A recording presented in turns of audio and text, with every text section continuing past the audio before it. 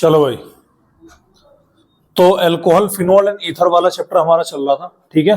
और alcohol phenol and ether वाले portion में आज हम बात करेंगे केमिकल प्रॉपर्टीज ऑफ फिनोल को लेकर के। देखो, अगर तुम्हारे ध्यान हो तो मैंने फिनोल की प्रिपरेशन कराई थी परसों, आपको याद है?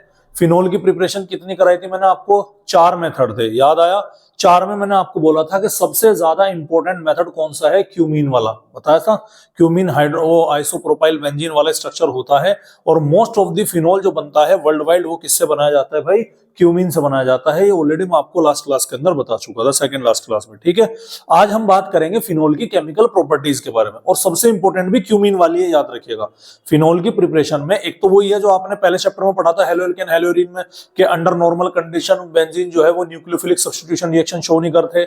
4 रीजन थे उसके। सबसे पहला रीजन क्या था? कि बेंजीन खुद एक न्यूक्लियोफाइल है, इलेक्ट्रॉन रिच है, तो आने वाले इलेक्ट्रॉन रिच स्पीसीज का और बेंजीन का क्या होगा? क्लैश होगा, वहां पे रिपल्शन देखने मिलेगा। दूसरा, अगर कार्बोकेटायन बनेगा तो हाईली अनस्टेबल होता है। तीसरा, कार्बन और क्लोरीन के बीच में partial double bond character develop हो जाता है। अभी बताया था, नहीं बताया था? ठीक है। तो अगर रिएक्शन हुई भी तो बहुत एक्सट्रीम कंडीशन पे, एक रिएक्शन तो वो, और एक होती है हमारे कौन से वाली? एक होती है हमारे क्यूमीन वाली। क्यूमीन होता है आइसोप्रोपाइल बेंजीन, तो वो रिएक्शन से क्या होगा? काफी मतलब क्यूमीन सबसे पहली प्रायोरिटी अगर फिनोल से एग्जामिनर क्वेश्चन पूछेगा। समझ में आ रही बात? चलिए, आज हम बात करेंगे केमिकल प्रॉपर्टीज ऑफ फिनोल को लेकर के। देखो, फिनोल के अंदर केमिकल प्रॉपर्टीज का कहानी क्या है कि फिनोल की रिएक्शन हम किस किस से करा सकते हैं, ठीक है। चलिए, तो सबसे पहले हमारी जो रिएक्शन आती है वो आती है राइमर टीमन रिएक्शन। क्या नाम है भाई रिएक्शन का? रिएक्शन का नाम है राइमर टीमन रिएक्शन। इस रिएक्शन का नाम होता है, तो इसको हम यहाँ पर देखेंगे और समझेंगे कि आखिर इसका मतलब है क्या। देखो, रिएक्शन किससे कराई मैंने? रिएक्शन कराई फिनोल से। मैं पहले आपको मैकेनिज्म समझा रहा हूं इजी लैंग्वेज में, वो एग्जैक्ट मैकेनिज्म तो नहीं होगा, थोड़ा सा मैंने अपने हिसाब से मॉडिफाई कर रखा है उसे। इजी लैंग्वेज से मैकेनिज्म समझाऊंगा, फिर आपको पूरी की पूरी रिएक्शन आपके सामने लिखी हुई है, वो आपको देखना। और जब भी आप ये राइमर टीमन रिएक्शन वाली रिएक्शन लिखोगे तो मैकेनिज्म वाले हिसाब से लिखना, जो कि आपके सामने यहाँ पर मौजूद है। लेकिन आप मैकेनिज्म भूल ना जाओ, इसके लिए हम अपना तरीका थोड़ा सा यहाँ पर इजाद करेंगे, ठीक है। देखिएगा, ये मेरे पास में क्या है बॉस? ये मेरे पास में है फिनोल। ये फिनोल हुआ कि नहीं हुआ?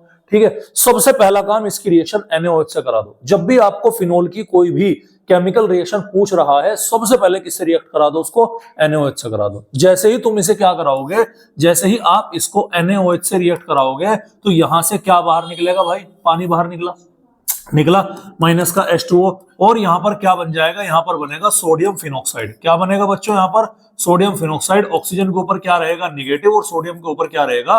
पॉजिटिव। भैया, सोडियम जाके जुड़ेगा इस ऑक्सीजन के ऊपर, पॉजिटिव निगेटिव, केवल इस बात को इंडिकेट कर रहा है कि यहाँ पर इलेक्ट्रोस्टैटिक फोर्स ऑफ अट्रैक्शन बन रहा है। समझ में आ रही बात? पॉजिटिव निगेटिव के बीच का, यानी आयनिक बॉन्ड एक तरीके से। भाई, सोडियम तो एक्टिव मेटल है ना, और सोडियम ऑक्सीजन है, तो दोनों के दोनों क्या है भैया? ये आपके आयनिक बॉन्ड बना लेंगे। पॉजिटिव निगेटिव केवल इस बात को क्या कर रहा? इंडिकेट कर रहा। क्या हुआ बेटे? मक्खी बहुत खतरनाक। अरे यार, ये जो तुम गेट खोल के आ जाते हो ना, अक्सर करके गेट खोला छोड़ दो, उसकी मेहरबानी है। इसीलिए हम गेट बंद करने पे ज्यादा प्रायोरिटी देते हैं, क्योंकि वो मक्खी आते हैं ना बाद में। अभी ये 5-6 मक्खियां हैं घुसी हुई, अब ये परेशान कर रही हैं, ठीक। ये ऊपर ले गई उठा के मक्खी है, हाँ, उसे अच्छा सा लग रहा होगा। खैर, चलो भैया, दोबारा बनाना पड़ेगा। तो मैं क्या कह रहा हूं, मैं बना रहा हूं यहाँ पर भैया फिनोल के बारे में। तो ध्यान से देखिएगा, ये क्या है? फिर बैठ गई मक्खी।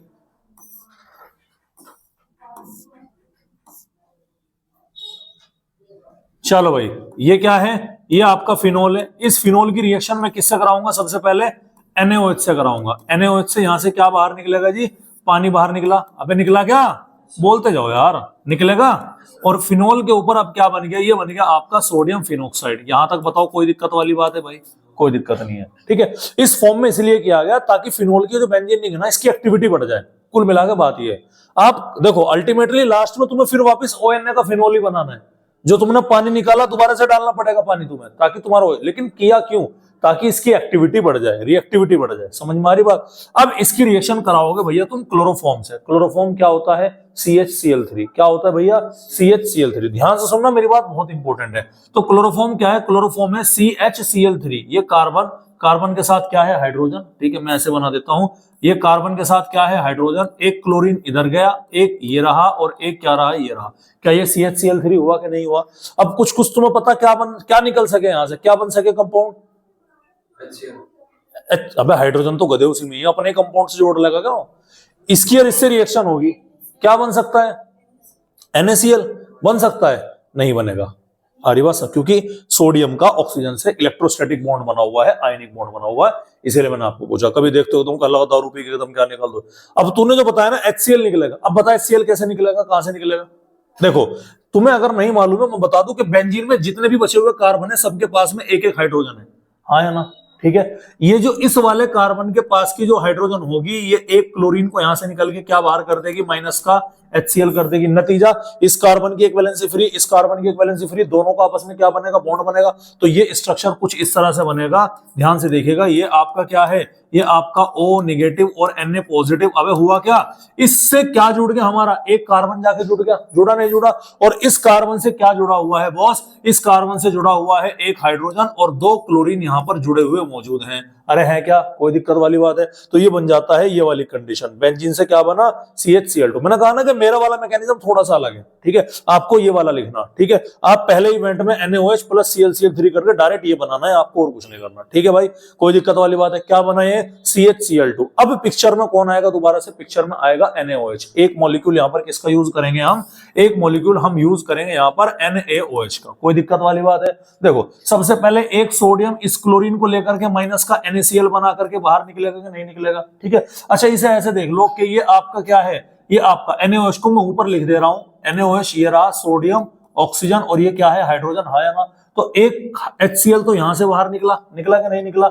एक NaOH कहां से बाहर निकला, NaCl यहां से बाहर निकला। इस कार्बन की दो वैलेंसी फ्री हुई, उस ऑक्सीजन की दो वैलेंसी फ्री हुई, क्या दोनों में आपस में बॉन्ड नहीं बन जाएगा क्या? तो प्रोडक्ट क्या बनेगा, प्रोडक्ट ये बनेगा सर आपका के बेंजीन रिंग हो गया, और बेंजीन रिंग में O नेगेटिव Na पॉजिटिव, और साथ ही साथ यहां पर क्या बन गया आपके CHO। अबे बना के नहीं बना, कार्बन डबल बॉन्ड ऑक्सीजन और एक क्या लग गया, हाइड्रोजन। अब तुम्हारा काम हो गया, क्योंकि तुम्हें CHO लगाना था।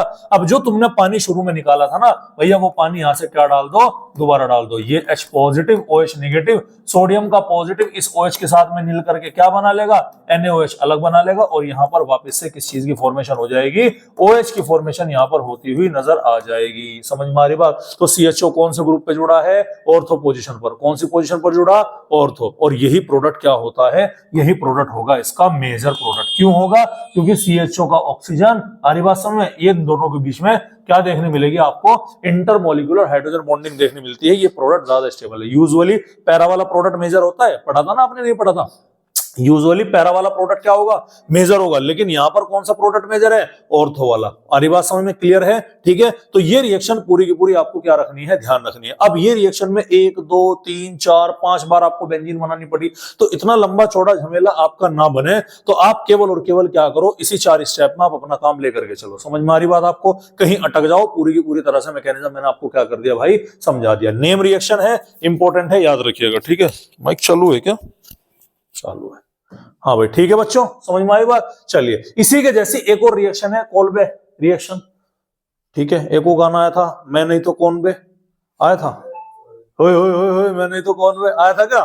तो यहाँ पे क्या है, कोल्बे, मैं नहीं तो कौन, कोल्बे।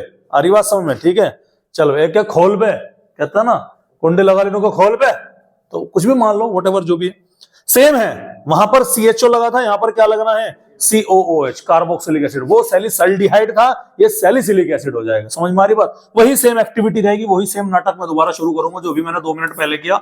ये क्या है, ये आपके बेंजीन रिंग है। आ रही बात समझ में? इस बेंजीन रिंग के ऊपर क्या है, OH। खाज तो मेरे हैं, तो मैं किससे रिएक्शन कराऊंगा, NaOH से। अबे है कि नहीं है? अरे जाहिर सी बात है भाई, एक्टिविटी भी तो बढ़ानी मुझे, मतलब रिएक्टिविटी, गुस्सा भी तो दिलाना है, नहीं दिलाना।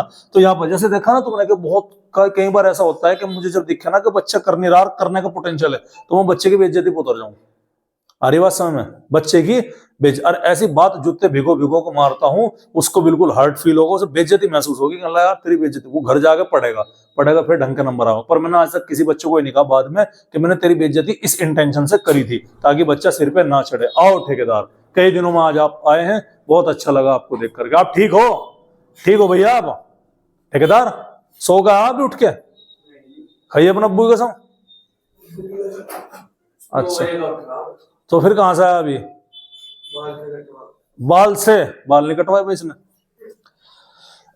चलो भैया, अभी क्या होगा सर, वही कहानी। यहाँ पर क्या निकला यहां से, पानी बाहर। अरे जैसे ही पानी बाहर निकला क्या बनेगा, अरे भाई बेंजीन रिंग के पास O नेगेटिव और Na पॉजिटिव। कोई दिक्कत वाली बात है? वहां पर इसके बाद कौन आया था, CHCl3 क्लोरोफॉर्म, यहां पर कौन आएगा? Carbon dioxide. कौन आएगा भाई? Carbon dioxide. तो अगले इवेंट में कौन आएगा? Carbon dioxide. स्ट्रक्चर बनाता हूं। कार्बन डाइऑक्साइड का स्ट्रक्चर कुछ कुछ इस तरह से है कि कार्बन, ध्यान सुनिएगा, इंपॉर्टेंट बता रहा हूं, ठीक है। कार्बन डाइऑक्साइड का स्ट्रक्चर देखिएगा, कार्बन डबल बॉन्ड ऑक्सीजन, और ये क्या है? ये डबल बॉन्ड ऑक्सीजन मैंने घर बना दी, कोई दिक्कत वाली बात है? कार्बन 4 बॉन्ड बनाएगा? अरे नहीं बनाएगा। अब आपको ये तो मालूम है सर, खरबूजे को देख के खरबूजे में रंग पलटा जाएगा? नहीं भी है तो आपको पता होगा कि कार्बन हाईली इलेक्ट्रॉन डेफिशिएंट, मतलब इसके ऊपर क्या है? पार्शियल पॉजिटिव रहेगा। इसके ऊपर क्या रहेगा? Partial negative. क्यों रहेगा? क्योंकि सर ऑक्सीजन और कार्बन में दादा कौन है? ऑक्सीजन है। इलेक्ट्रॉन पेयर कहां रखेगी? अपनी ओर खींच के रखेगी, तो पार्शियल पॉजिटिव, और ये क्या होगा? Partial negative. अच्छा, similar at the same time यहाँ पर एक हाइड्रोजन मौजूद है कि नहीं है? ठीक है, तो उधर तो छेड़ना नहीं, छेड़ा कहां जाएगा? ऑर्थो पर। पैरा पे भी छेड़ा जा सकता है, लेकिन मेजर प्रोडक्ट कौन सा बनेगा? ऑर्थो वाला। ठीक है, तो यहां से भी ये बॉन्ड क्या होगा? ये बॉन्ड टूटेगा कि नहीं टूटेगा? ध्यान सुनिएगा, कैसे बॉन्ड टूटेगा कि ये जो इलेक्ट्रॉन है, ध्यान सुनिएगा, ये जो यहां से हाइड्रोजन है ना भाई, ध्यान सुनना इंपॉर्टेंट है, ये हाइड्रोजन का एक बॉन्ड यहां से टूटेगा और एक बॉन्ड किसका टूटेगा? कार्बन का इस ऑक्सीजन का टूटेगा। इंपॉर्टेंट है, बता रहा हूं। जैसे ही कार्बन का इस ऑक्सीजन का बॉन्ड टूटेगा तो एक वैलेंसी इस कार्बन की फ्री, एक वैलेंसी इस ऑक्सीजन की free. Eight the same time यहां पे भी तो कार्बन की वैलेंसी फ्री हो रही, तो जिस कार्बन की वैलेंसी फ्री हो रही उस कार्बन से क्या जाके जुड़ेगा? ये वाला कार्बन जुड़ेगा, प्रोडक्ट बनेगा इस तरह से कि ये आपका बेंजीन रिंग है, ये इससे कार्बन जाकर जुड़ा, एक डबल बॉन्ड ऑक्सीजन पहले से ही था, और ये ऑक्सीजन क्या हुआ? आपका ऑक्सीजन के ऊपर नेगेटिव चार्ज आ गया। एक्चुअल में ये ऐसे होता है कि यहां से क्या है? यहां से ऑक्सीजन अपना ये इलेक्ट्रॉन अपनी तरफ खींचता है, यहां कार्बन ने इलेक्ट्रॉन अपनी ओर खींचा, H पॉजिटिव जाकर के फिर कहां जुड़ जाएगा? वो इस कार्बन से जाकर H पॉजिटिव जुड़ जाता है। समझ में आ रही बात? ठीक है, अरे O नेगेटिव बनाना, तो H पॉजिटिव है तो यहां से न्यूट्रल हो गया, और ऊपर क्या है आपका? ऊपर आ गया O नेगेटिव और Na पॉजिटिव, तो COH लगाना था वो आपका लग गया। पानी यहाँ पे शुरू में आपने निकाला था, दोबारा आप क्या कर दो? पानी यहाँ पर डाल दो, क्या बन जाएगा? यहाँ से आपका NaOH, यहाँ से माइनस का वापस से क्या निकलेगा? बाहर निकलेगा, और बेंजीन रिंग के ऊपर क्या बना लोगे भैया? आप OH लगा दोगे। इसको हम बोलते हैं सैलिसिलिक एसिड। इसमें भी 4 बार तुम्हें बेंजीन बनाना पड़ा, इसमें 3 बार बनाना। इसी को आप क्या करेंगे? फॉलो करेंगे। समझ में आ रही बात? तो ये ऐसी रिएक्शन है, कोल्बे रिएक्शन और आपके रिमर-टिमन रिएक्शन, जिसमें आपका ऑर्थो वाला प्रोडक्ट क्या बनता है? मेजर बनता है। समझ में आ रही बात? कौन सा प्रोडक्ट मेजर बनेगा भाई? ऑर्थो वाला प्रोडक्ट मेजर बनेगा। पैरा वाला प्रोडक्ट क्या होता है? मेजर नहीं होता। कारण क्या है? यहां पर इन दोनों के बीच में, भाई देखो, ये OH है, ये COH है, इन दोनों के बीच में इंटरमोलिकुलर हाइड्रोजन बॉन्डिंग हमको देखने मिलती है। उसके अलावा और कौन कौन सी केमिकल रिएक्शन है फिनोल की? ठीक है, ये अच्छा, ये इलेक्ट्रोफिलिक सब्स्टिट्यूशन रिएक्शन का पार्ट है। एक इलेक्ट्रोफाइल यानी कि H पॉजिटिव को हटाया, उसकी जगह दूसरा लेकर के आए, तो इलेक्ट्रोफिलिक सब्स्टिट्यूशन रिएक्शन ही है। समझ में आ रही बात? और बाकी वो जो हेलोजिनेशन वगैरह रही वो रही अलग से, उसको भी हम यहाँ पर देखेंगे। ठीक है, चलिए उसके बाद में हम बात करते हैं भैया रिडक्शन ऑफ फिनोल के बारे में। रिडक्शन का मतलब क्या है? रिडक्शन का मतलब है एडिशन ऑफ हाइड्रोजन या फिर रिमूवल ऑफ ऑक्सीजन, दोनों में से एक प्रॉपर्टी है। अब देखिएगा क्या है, फिनोल हमने यहाँ पर लिया, ध्यान से देखिएगा, ये हमने क्या लिया? फिनोल लिया। इसकी रिएक्शन किससे कराऊंगा? जिंक डस्ट से। तो जिंक क्या करेगा? जिंक इस ऑक्सीजन को यहां से क्या कर देगा? हटा देगा। अब ये क्या था? ये तो C6H5OH ही तो था ना, यही तो था ना फिनोल। अब एक हाइड्रो ऑक्सीजन कौन ले गया? यहां पर तो C6H5 और एक हाइड्रोजन बचा, क्या बच गया?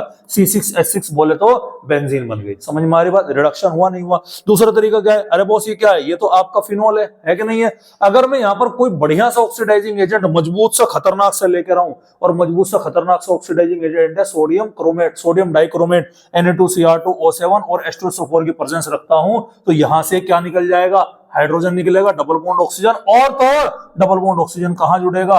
नीचे भी जाकर जुड़ जाएगा। तो यहां पर हाइड्रोजन का रिमूव हो रहा और एडिशन ऑफ ऑक्सीजन हो रहा है, इसीलिए इस प्रोसेस को हम क्या बोलते हैं? ऑक्सीडेशन। और ये प्रोडक्ट हमारा क्या है? बेंजोक्विनोन है, याद रखिएगा। समझ में आ रही कि नहीं आ रही बात आपको? तो ये चीज क्या रखनी है भैया? ये चीज आपको यहाँ पर ध्यान रखनी है फिनोल के रिडक्शन को लेकर के। नेक्स्ट वही कहानी अगली आ गई कि फिनोल का इलेक्ट्रोफिलिक सब्स्टिट्यूशन रिएक्शन। भाई फिनोल के अंदर जो ऑक्सीजन है उसके पास में क्या मौजूद है? लोन पेयर है। जब वो लोन पेयर को डोनेट करेगी तो वो नेगेटिव चार्ज एक बार ऑर्थो पोजीशन पर दिखाई पड़ेगा, हाँ या ना? या फिर कहां दिखाई पड़ेगा? पैरा पर। तो इलेक्ट्रोफिलिक मतलब ऐसी स्पीसीज जो कि इलेक्ट्रोफाइल है, मतलब जिसके पास में क्या है? इलेक्ट्रॉन की कमी है। कोई पॉजिटिव चार्ज आएगा वो अटैक कहां करेगा? निगेटिव पे तो अटैक करेगा, और निगेटिव या तो ऑर्थो है या फिर क्या है? पैरा है। तो ऑर्थो वाला पे भी अटैक होगा, पैरा पे भी अटैक होगा, और यूजुअली मेजर प्रोडक्ट कौन सा बनेगा, पैरा वाला मेजर प्रोडक्ट बनेगा। लेकिन राइमर-टीमन रिएक्शन और कोल्बे रिएक्शन को छोड़ करके एक और आएगा नाइट्रेशन, आगे पढ़ेंगे आप, वो भी उसको छोड़ करके बाकी सारे के सारे क्या है आपके पैरा वाले प्रोडक्ट बनेंगे मेजर। ठीक है, चलिए सबसे पहला आता है आपका हेलोजिनेशन। नाम में पता लग रहा, हमने क्या जोड़ा, बिहार टू,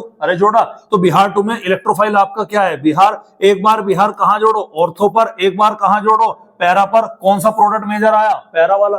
लेकिन कभी कभी आपको क्या लिखा जाएगा, वो लिखेगा ब्रोमीन वाटर। क्या लिखेगा, इंपॉर्टेंट है, कभी कभी क्या लिखा मिलेगा आपको क्वेश्चन में, ब्रोमीन वाटर। ब्रोमीन वाटर का मतलब ये है आपका 3Br2 की बात हो रही, मतलब ब्रोमीन वाटर का मतलब है कि बिल्कुल बहुत भयानक तरीके से ब्रोमीन मौजूद है। तो जितनी भी ऑर्थो पोजीशन है, जितनी भी पैरा पोजीशन है, सब पर कौन ऑक्यूपाई हो जाएगा, सब पर ब्रोमीन लग जाएगा। तो ऑल ब्रोमीन और ऑल ऑर्थो और ऑल पैरा पोजीशन पर लगेगा 2,4,6 ट्राइब्रोमो फिनोल, इसका आंसर आएगा निकल के। समझ में आ रही भैया बात आपको, ये चीज आपको क्या रखनी है, ध्यान रखनी है। सेकंड आता है nitrogen, again one of the most important after Kolbe and Reimer Tiemann reaction. क्यों, क्या, क्योंकि ये भी राइमर-टीमन रिएक्शन की तरह ही ऑर्थो वाला प्रोडक्ट यहां पर मेजर बनता है। Again hydrogen bonding intermolecular, molecule के बीच के अंदर ही हाइड्रोजन बॉन्डिंग होती है इस वजह से। ठीक है, चलिएगा, तो ये तो तुम्हें पता है कि डाइल्यूटेशन NO3 और H2SO4 का जब हम यहां पर यूज करेंगे तो इलेक्ट्रोफाइल कौन बनेगा, इलेक्ट्रोफाइल बनेगा यहां पर NO2 positive. Sir NO2 positive एक बार ऑर्थो पे जुड़ा, एक बार पैरा पे जुड़ा।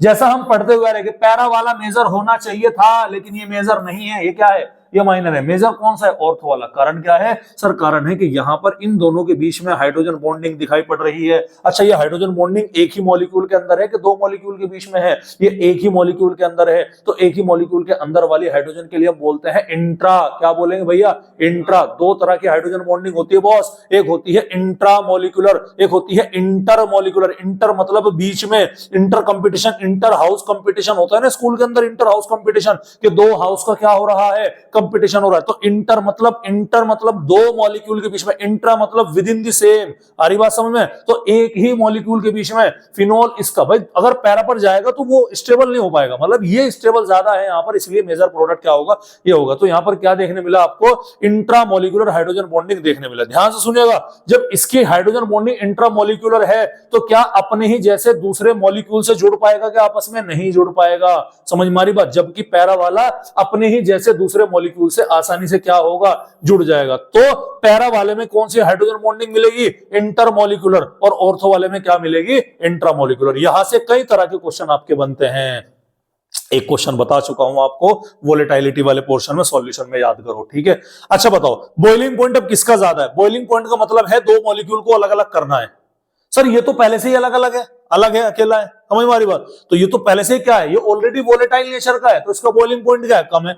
जबकि ये दोनों के बीच में क्या है, ये जो हाइड्रोजन बॉन्डिंग है ना, इसको तोड़नी पड़ेगी, हमें याद रखिएगा। तो बॉइलिंग पॉइंट पैरा नाइट्रोफिनोल का क्या है, ज्यादा है ऑर्थो नाइट्रोफिनोल से। रीजन बस एक ही लिखना है आपको कि पैरा नाइट्रोफिनोल में इंटरमॉलिक्यूलर हाइड्रोजन बॉन्डिंग प्रेजेंट है, जिसकी वजह से उसको बॉइल करने के लिए हमें ज्यादा टेम्परेचर देना पड़ेगा, यहां पर बॉइलिंग पॉइंट क्या होगा, ज्यादा होगा। ठीक है, और जबकि ऑर्थो नाइट्रोफिनोल में इंट्रामॉलिक्यूलर हाइड्रोजन बॉन्डिंग है, जिसकी वजह से वो खुद वोलेटाइल नेचर का होता है, दूसरे मॉलिक्यूल से जुड़ा हुआ नहीं रहता, और आसानी से भैया ये क्या होते हैं, मतलब आपस में दोनों एक दूसरे से अलग अलग किए जा सकते हैं by the process of fractional distillation. इसीलिए ये वोलेटाइल भले ही हो, लेकिन एज़ोट्रोपिक मिक्सचर नहीं बनाएंगे। याद आया ना azeotropic mixture, low boiling point azeotropic, vapour pressure, Raoult's law के आपका था ideal and non ideal solution में, एक पॉजिटिवली डेविएटेड, एक नेगेटिवली डेविएटेड। पॉजिटिवली डेविएटेड का मतलब क्या है, पॉजिटिवली जिसका वेपर प्रेशर क्या आ रहा था, ज्यादा निकल के आ रहा था, तो मिनिमम बॉइलिंग पॉइंट एज़ोट्रोप बोल रहे थे उनको, याद आया नहीं है। तो ये सारी कहानी हुई। तीसरा वो ये फ्रीडल क्राफ्ट में क्या है, एल्काइलेशन, मतलब क्या लगाना है, एल्काइल ग्रुप। बेसिकली यहाँ पर कौन सा एल्काइल ग्रुप है, CH3 पॉजिटिव। ये CH3 एक बार ऑर्थो पर जोड़ो, एक बार कहां जोड़ो, पैरा पर, और पैरा वाला प्रोडक्ट क्या रहेगा आपका, मेजर रहेगा। और लास्ट आता है फ्रीडल क्राफ्ट एसाइलेशन। एसाइलेशन की कहानी क्या है, एसाइलेशन में CH3 C double bond O, और O इस कार्बन के ऊपर पॉजिटिव है, तो एक बार ये वाला कार्बन कहां जोड़ोगे, ऑर्थो पर, एक बार पैरा पर जोड़ोगे, और पैरा वाला प्रोडक्ट अगेन क्या रहेगा, मेजर रहेगा। देखो ये फ्रीडल क्राफ्ट, हेलोजिनेशन, नाइट्रेशन हर चैप्टर में रिपीट हो रही। हेलो एल्केन में रिपीट हुई, यहां पर रिपीट हुई, अगले वाले चैप्टर में रिपीट होगी, अगले वाला मैं एमाइन वाला चैप्टर कराऊंगा, एल्डिहाइड कीटोन उसके बाद में लूंगा। ठीक है, क्लियर है भैया। तो ये क्या रखना है, आपको ध्यान रखना है। यहां पर फिनोल आपका क्या हो गया, खत्म हो गया। अब बात किसकी करते हैं, इस चैप्टर के तीसरे कंपोनेंट की, जिसका नाम है बॉस ईथर। क्या नाम है भैया उसका, ईथर। अब ईथर क्या होता है सर, एल्कोहल के अंदर भी और ईथर के अंदर भी ऑक्सीजन सिंगल बॉन्ड बनाता है, बनाता तो दो ही बॉन्ड है, लेकिन सिंगल बॉन्डेड रहेगा। अगर एक वैलेंसी वैलेंसी हाइड्रोजन से, दूसरी वैलेंसी कार्बन की चेन से पूरी हो रही है, बेंजीन हो, वो तो क्या होगा, अल्कोहल और फिनोल होगा। लेकिन अगर ये हाइड्रोजन भी हटाकर यहां पर क्या लगा दोगे, आप कार्बन की ही चेन लगा दोगे, तो वो क्या बन जाएगा, आपका ईथर बन जाएगा। अब अगर ये दोनों कार्बन की चेन सेम है तो सिमेट्रिकल ईथर, और ये कार्बन की चेन अलग है, ये अलग है, तो ये क्या हो गया, अनसिमेट्रिकल। तो मुझे देख करके बताओ, बोलो CH3O CH3 सिमेट्रिकल है कि अनसिमेट्रिकल है? सिमेट्रिकल है। CH3O C6H5 सिमेट्रिकल है कि अनसिमेट्रिकल है? पहचान करना आ गया। तो जब सिमेट्रिकल और अनसिमेट्रिकल दो तरह के ईथर हैं तो इनके नामकरण भी क्या होंगे भाई, अलग अलग तरह के होंगे। देखो ये भी एल्काइल ग्रुप है, ये भी एल्काइल ग्रुप है, अरे हुआ कि नहीं हुआ, ये भी क्या है, एल्काइल है, लेकिन दोनों एक ही हैं, तो इसीलिए हम इसको कॉमन नेम में क्या बोल देंगे, डाई एल्काइल ईथर बोल देंगे। लेकिन अब जब हम इसका आयुपैक नेम लिखेंगे तो आयुपैक नेम होगा ईथर का alk oxy, alk plus oxy and alk plus ane. फर्क समझिएगा क्या है, पूरा नाम है। एक ऑक्सीजन को किसके साथ लगाओगे, एल्केन के साथ में। चूंकि सिमेट्रिकल है तो कोई से के साथ जोड़ो तो क्या फर्क पड़ रहा, तुम इस ऑक्सीजन को इस वाली कार्बन चेन से जोड़ो, इस वाली से जोड़ो, कोई दिक्कत वाली बात है नहीं। तो मान लो कार्बन की चेन एक कार्बन की है तो एल्क की जगह पर मैथ लिखेंगे, जाहिर सी बात है, और ये कार्बन की चेन भी एक की है तो इधर क्या लिखेंगे, मैथ लिखेंगे। समझ गए नहीं समझ गए, क्लियर है। लेकिन अगर ईथर तुम्हारा कैसा है, अनसिमेट्रिकल है, तो अनसिमेट्रिकल में जाहिर सी बात है दोनों तरफ की कार्बन चेन अलग अलग होगी, दोनों तरफ की कार्बन चेन अलग अलग होगी, तो एक कार्बन की चेन छोटी होगी और एक बड़ी होगी, जाहिर सी बात है। तो माँ बाप यूजुअली छोटे बेटे के साथ रहना पसंद करते हैं, नहीं करते हैं? तो ऑक्सीजन माँ बाप है और एक बड़ा बेटा एक छोटा बेटा। तो बताओ अनसिमेट्रिकल ईथर में जो छोटी कार्बन की चेन होगी ऑक्सीजन को क्या जोड़ेंगे, उसके साथ जोड़ेंगे। समझ में आ रही बात, अरे क्लियर है भैया। इस चीज का क्या रखना है आपका, इस चीज का आपको यहां पर ध्यान रखना। जैसे आप यहां पर देख सकते हैं, देखो मैंने यहां पर लिया CH3O CH3, तो डाई एल्काइल ईथर है, डाइमिथाइल ईथर बना, कोई नहीं, आयुपैक नेम देखिएगा। देखो एक कार्बन की चेन है तो एल्क लगा दिया, यानी कि क्या लगाया मैंने, मैथ। इसी के साथ क्या जोड़ देता हूं, ऑक्सी, कोई दिक्कत नहीं है, ठीक है। अब क्या बचा, एक कार्बन बचा, तो क्या लिखा है मैथ, और लास्ट में क्या आ गया, एन, तो इसका आयुपैक नेम क्या आ गया, मिथॉक्सी मीथेन। बोलो भाई कोई दिक्कत वाली बात है। लेकिन अभी ये alk plus oxy plus ane, अगर मान लो छोटे बड़े हैं, एक कार्बन छोटा एक बड़ा है, जैसे कि CH3O अब ये CH3 छोटा है बड़ा है C2 इसके मुकाबले में, बताओ जल्दी, छोटा है, तो ऑक्सीजन के साथ में इसे रखूं कि इसे रखूं, छोटे वाले को रखो, तो छोटे वाले को रखा, यानी एल्क की जगह पर क्या रखेंगे, मैथ, और ये क्या रखा जाएगा, ऑक्सी, और ये दो कार्बन की चेन है तो लास्ट में क्या रखेंगे हम, एथ, और सिंगल बॉन्ड आ गया आपका एन। समझ में आ रही बात। इस तरह से बेटा आपकी क्या होगी, नोमेनक्लेचर। और कॉमन नेमिंग में अल्फाबेट का ध्यान रखिएगा, इथाइल छोटा बड़ा कुछ नहीं है, जो पहले अल्फाबेट में आएगा उसको पहले लिखा जाएगा, जो बाद में आएगा बाद में, फर्क नहीं पड़ता छोटा है या बड़ा है। छोटा बड़ा केवल कहां देखना है हमें, आयुपैक के अंदर देखना है। यहां तक कहानी समझ में आई क्या, अरे क्लियर है। चलिए ईथर की प्रिपरेशन, एक प्रिपरेशन आप पढ़ चुके हैं, याद करो। कल मैंने भी आपको क्या बताया था कि जब अल्कोहल का डिहाइड्रेशन करते हैं तो टेम्परेचर बहुत इंपॉर्टेंट है। टेम्परेचर कितना होता है, अगर 443 केल्विन है तो अल्कोहल के डिहाइड्रेशन से क्या बनेगी भाई, एल्कीन। अबे लास्ट क्लास में बताया था नहीं बताया था। लेकिन अगर तुमने गलती से टेम्परेचर 443 की जगह क्या कर दिया, 413 कर दिया, यही सेम रिएक्शन अल्कोहल से क्या बना देगी भाई, ईथर की फॉर्मेशन कर देगी। बस इतना ध्यान रखिएगा, ठीक है, क्लियर है। तो देखिएगा ऐसे है। पहली तो बात, डिहाइड्रेशन ऑफ अल्कोहल में केवल और केवल आप क्या बना सकते हैं, सिमेट्रिकल ईथर बना सकते हैं। आ रही बात समझ में, क्योंकि 25 दिन में पैसा डबल वाली स्कीम है। खड़ा हो जा तू जरा, शाबाश, पीछे खड़ा हो जा, जाके खड़ा हो जा। वैसा न मान, ऐसा क्या होगा, आलस उतरेगा, ठीक है, क्योंकि तू लेटा था कुर्सी पे ना, बाहर नहीं जाना, बस पीछे खड़ा होना। हाँ समझ भाई, नींद मारा तो कोई दिक्कत नहीं। अब ध्यान दीजिएगा, देखो हमने क्या ली, हमने 2 यूनिट ली ईथर की। 2 यूनिट जाहिर सी बात है एक जैसी लेंगे, कॉमन सेंस की बात है। एक यूनिट ये रही और दूसरी यूनिट क्या रही, दूसरी यूनिट हमने ये ली। अबे ले ली, क्या निकाल दिया यहां से, पानी बाहर निकाल दिया। पानी बाहरने के लिए क्या चाहिए, डिहाइड्रेटिंग एजेंट। H2SO4 से बढ़िया कुछ नहीं है। थोड़ा सा क्या चाहिए, टेम्परेचर चाहिए। कितना देना है, 413 केल्विन। गलती मत कर देना, अगर तुमने गलती से भी 443 लिख दिया तो क्या बनेगा भाई, एल्कीन बनेगा। टेम्परेचर मोस्ट इंपोर्टेंट है भाई, याद कर लो। हंस रहे, सच्चों में टेम्परेचर मोस्ट इंपोर्टेंट है भाई, ध्यान रखना मेरी बात का। नुक्ते के हेर फेर से खुदा जुदा हो जाता है, याद रखिएगा। हाँ पता है ना इस बात का क्या मतलब है। देखो खुदा कैसे लिखा जाता है उर्दू में, ऐसे लिखा जाता है, ठीक है। यह है नुक्ता, पॉइंट, ठीक है, और ये क्या है आपका, ये आपका नुक्ता नीचे है, दोनों सेम है, ठीक है। तो नुक्ते के हेर फेर से खुदा क्या हो गया, जुदा हो जाता है, ध्यान रखिएगा। समझ में आ रही बात, कोई दिक्कत वाली बात है, बहुत इंपॉर्टेंट है। तो यहां पर 413 केल्विन है, इंपॉर्टेंट है, याद रखिएगा। तो जैसे ये बाहर निकला तो 1 2 O क्या बन गया, इथोक्सी इथेन, क्योंकि सिमेट्रिकल इधर बना ना, सिमेट्रिकल बना, तो 2 कार्बन की चेन है, एथ, ऑक्सी और इथेन, कोई दिक्कत वाली बात है। इसका नाम क्या है, डिहाइड्रेशन ऑफ एल्कोहल है, याद रखिएगा, ठीक है। मैकेनिज्म आप चाहे तो इसका देख सकते हैं, नहीं चाहे तो कोई बात नहीं, मैं फिर भी एक बार आपको मैकेनिज्म दिखा देता हूं। देखो सबसे पहले आपने क्या ली, सबसे पहले आपने एल्कोहल की यूनिट ली। अच्छा मैं छोटा करके ले रहा हूं, ध्यान से देखिएगा, चलिएगा।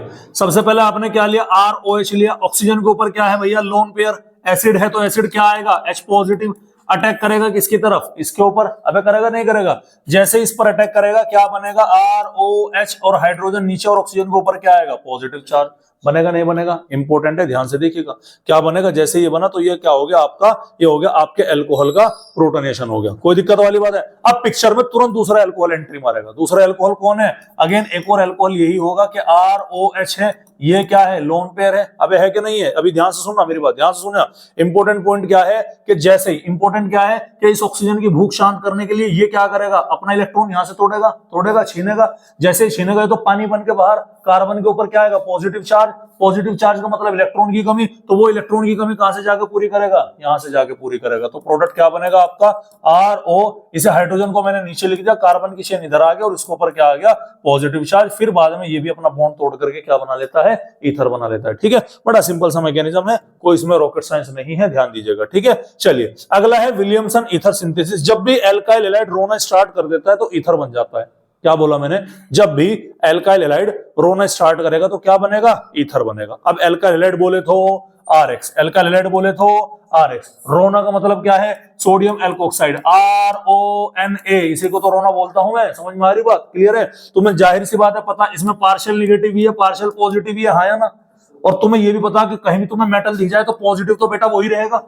अगर वो पॉजिटिव है तो पूरा का पूरा फ्रैक्शन क्या हुआ, निगेटिव। तो इसका पॉजिटिव इसके निगेटिव के साथ क्या बनेगा, NaX, और ये R पॉजिटिव है, इस ऑक्सीजन के साथ जाकर जुड़ जाएगा, क्या बनाएगा, ROR। इसी को हम क्या बोलते हैं भाई, विलियमसन ईथर सिंथेसिस के नाम से जाना जाएगा। बोलो भाई समझ में आ रही कि नहीं आ रही। फिजिकल प्रॉपर्टीज ईथर की ऑलरेडी आपसे एक बार बात हो चुकी थी कि आपके जो डाई इथाइल और इथाइल मिथाइल ईथर है वो क्या है, आपके गैसियस है, बाकी सारे आपके कलरलेस लिक्विड होंगे। और इनका बॉइलिंग पॉइंट वाटर से क्या होता है, कम होता है, कारण इनके पास में किसी भी तरह की कोई हाइड्रोजन बॉन्डिंग हमको देखने नहीं मिलती। जैसे जैसे यहाँ पर कार्बन का नंबर बढ़ता चला जाता है, खुद में इनमें बॉइलिंग पॉइंट तो बढ़ेगा, लेकिन एल्कोहल के मुकाबले में इनका बॉइलिंग पॉइंट क्या होगा, काफी कम देखने मिलेगा। रीजन क्या है, रीजन है कि यहाँ पर कोई हाइड्रोजन बॉन्डिंग हमको देखने नहीं मिलती। केमिकल प्रॉपर्टीज देखिएगा, केमिकल प्रॉपर्टीज का मतलब कि ईथर कैसे रिएक्ट करेगा। देखो ये क्या है हमारा, ये है हमारा ईथर, कोई दिक्कत वाली बात है भाई, कोई दिक्कत है। इसकी रिएक्शन में करा रहा हूं HX, HX बोले तो हाइड्रोजन हैलाइड, ये पार्शियल पॉजिटिव, ये क्या है, पार्शियल निगेटिव, कोई दिक्कत वाली बात है। अभी ध्यान से देखना, अभी ध्यान से देखना, ये दोनों में से किसी भी एक साइड का ले सकते हैं आप। इतना तो तय है कि इसके ऊपर पार्शियल निगेटिव आएगा, तो अगर मैं इन दोनों को कंपेयर करूं, अगर इस पे पार्शियल निगेटिव है तो इस पे क्या आएगा, पार्शियल पॉजिटिव। और अगर इस पे पार्शियल पॉजिटिव रखो तो ये वाला आर इसके साथ रह जाएगा, यानी कि एक ऑक्सीजन में नेगेटिव, इस पे क्या पॉजिटिव, क्या करना, इंटरचेंज कर दो। तो इसका पॉजिटिव किसके साथ जाएगा, इसके नेगेटिव, तो क्या बना ये RX एल्काइलाइड, और ये हाइड्रोजन कहां जाकर जुड़ा, इसके साथ में, क्या बना आपका, ये एल्कोहल बना, साथ ही साथ क्या बना, एल्काइल हैलाइड बना। लेकिन प्रॉब्लम ये है कि रिएक्शन यहीं पे नहीं रुकती। आपने क्या डाला, आपने डाला HX, रिएक्शन पिक्चर में फिर कौन आएगा, HX दोबारा से आएगा। इस बार ऑक्सीजन के ऊपर पार्शियल नेगेटिव है तो डैम श्योर इस कार्बन के ऊपर ही क्या आएगा, पार्शियल पॉजिटिव, क्योंकि हाइड्रोजन की तो इतनी औकात ही नहीं है कि इसके सामने खड़ा हो जा। अरे बात समझ, यहां पर भी ये क्या है, पार्शियल पॉजिटिव, यहाँ क्या है, पार्शियल नेगेटिव। तो इस बार फिर क्या बाहर निकला यहां से, इस बार फिर RX बाहर निकला, ये हाइड्रोजन और ये OH यहां से बनता हुआ नजर आया। ठीक है, तो पूरी रिएक्शन में एक एल्काइल हैलाइड यहां बना, एक यहां पर बना, दो एल्काइल हैलाइड बने, एक वाटर का मॉलिक्यूल बना। सर एल्कोहल भी तो अबे तो खत्म करके फिर एल्काइल हैलाइड और पानी बना दिया, समझ रहे नहीं समझ रहे। इसीलिए इस रिएक्शन को ऐसे लिखा हुआ है कि ROR HX रिएक्ट करा, ROH RX HX बना, RX और H2O। और इसी को हमने कंडेंस करके क्या लिखा कि ROR ईथर की यूनिट दो बार HX, एक बार यहां रिएक्ट किया, एक बार यहां। भाई एक बार तो यहां से रिएक्ट करा था HX ने, एक बार कहां किया था, यहां पर। तो जब दो HX से रिएक्ट करेंगे कितने एल्काइल हैलाइड बनेंगे, दो। सर एक तो यहां पर बना था और एक इसका तोड़ करके बनाया गया था, दो, तो दो एल्काइल हैलाइड बनेंगे और एक क्या बनेगी, हमारी वाटर की यूनिट बनेगी। ये क्या है भैया, हमारी ये हमारी केमिकल प्रॉपर्टीज है, ध्यान रखिएगा। ठीक है, और उसके बाद में सबसे लास्ट में जो चैप्टर के लास्ट में आपकी आती है इलेक्ट्रोफिलिक सब्स्टिट्यूशन रिएक्शन, वही है कि इलेक्ट्रोफाइल आएगा, एनिसोल होता है बेंजीन रिंग के ऊपर OCH3, इलेक्ट्रोफाइल आएगा, एक बार कहां जोड़ो, ऑर्थो पर, और एक बार कहां जोड़ो, पैरा पर,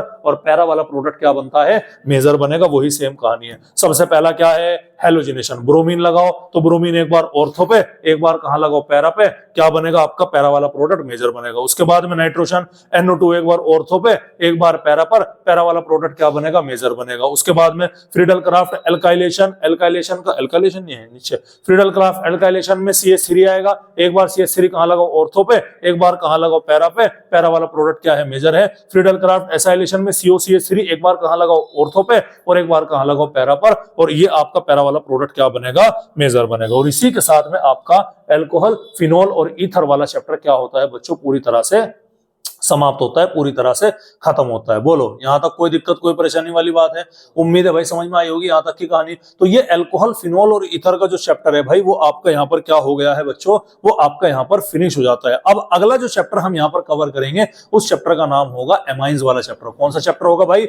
एमाइंस का। छोटा चैप्टर है ये आपका एक ही लेक्चर में, कुछ मैं अभी कराऊंगा आपको और कुछ क्या कराऊंगा कल कराऊंगा, तो ये लेक्चर आपका क्या हो जाएगा कंप्लीट हो जाएगा। ठीक है भाई, और इसी के साथ हमारे आज के मुख्य समाचार समाप्त हुए। नमस्कार। आगे समझ में? अब इसके नोट्स बना लियो पूरी तरीके से बढ़िया करके, नोट्स क्या प्रिंट आउट निकलवा लियो।